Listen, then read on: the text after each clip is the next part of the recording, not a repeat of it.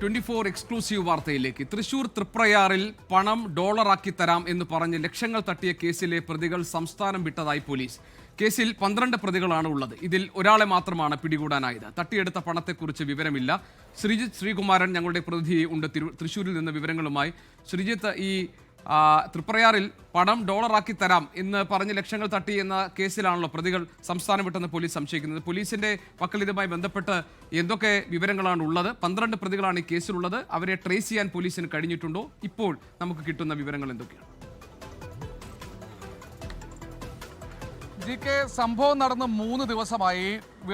പട്ടാമ്പി വിളയൂരിലെ കോൺഗ്രസിന്റെ പഞ്ചായത്ത് അംഗം മുഹമ്മദ് റാഫിയുടെ നേതൃത്വത്തിലുള്ള സംഘത്തിനാണ് ഇത്തരത്തിൽ പണം നഷ്ടപ്പെട്ടത്. അവരാണ് ഡോളർ മാറ്റാനായി ഏതാണ്ട് 16 ലക്ഷം രൂപ, അത് മുഹമ്മദ് റാഫിയും സംഘവും നൽകിയ മൊഴി മാത്രമാണ്, അതിൽ കൂടുതൽ ഉണ്ടോ എന്നുള്ള ഒരു പരിശോധനയാണ് പോലീസ് നടത്തുന്നത്.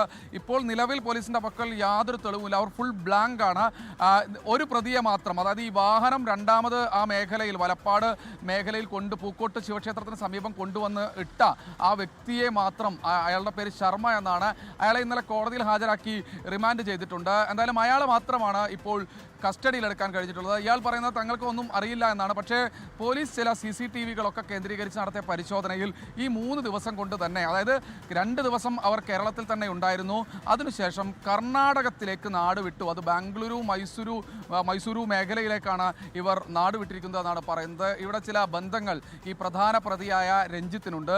12 പേരുണ്ട്. അതായത് ഇന്നോവ കാറിൽ ഏതാണ്ട് 8 പേരും 2 ബൈക്കുകളിലായി 4 പേരും, അങ്ങനെ 12 പേർ ഈ സംഘത്തിലുണ്ട് എന്നാണ് പറയുന്നത്.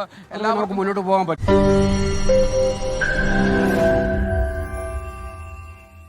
ലോകത്തെവിടെയായാലും ഏത് സമയത്തും 24 വാർത്തകളും ഓഗ്മെന്റഡ് റിയാലിറ്റി പാക്കേജുകളും എക്സ്പ്ലെയിനറുകളും വിശദമായി കാണാൻ ഞങ്ങളുടെ YouTube ചാനൽ നിങ്ങൾക്ക് സബ്സ്ക്രൈബ് ചെയ്യാം.